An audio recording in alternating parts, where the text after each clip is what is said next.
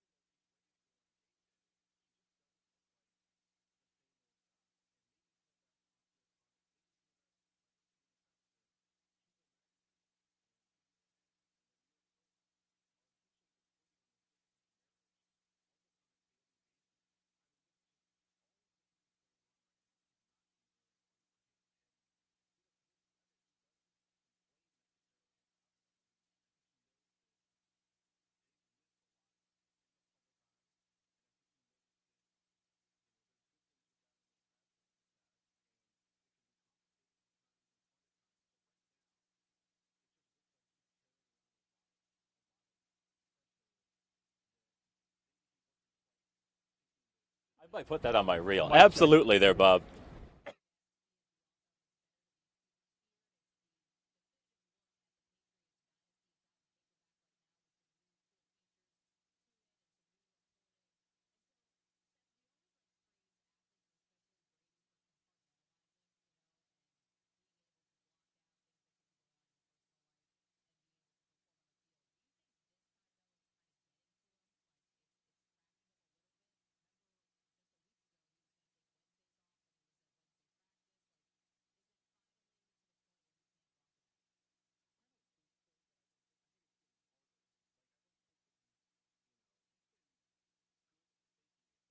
With coverage you can count on.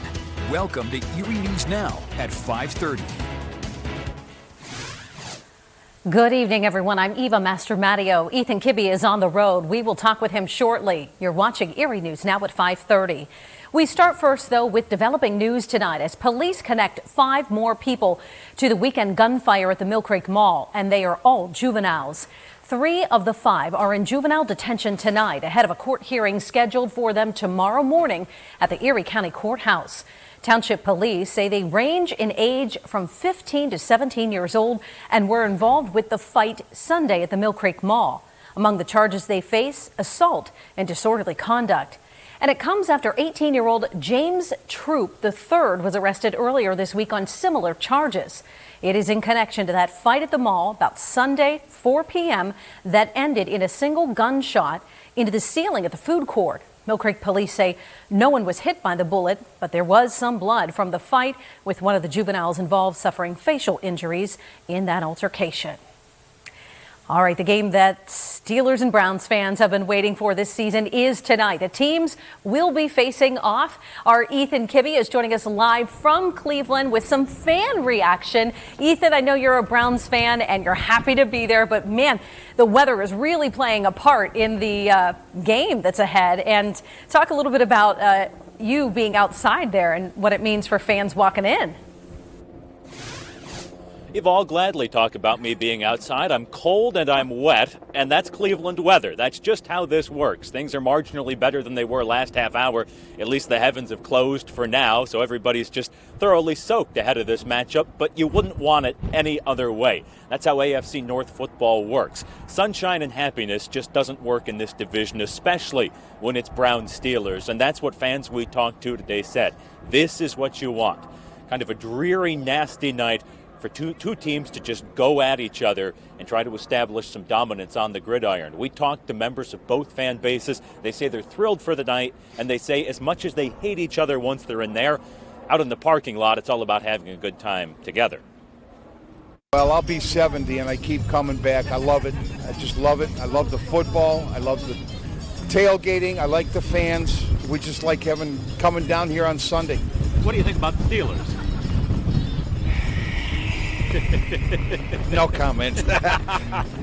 Man, they're one of a kind. It's a true friendship to have a Browns fan as a friend, because it's crazy.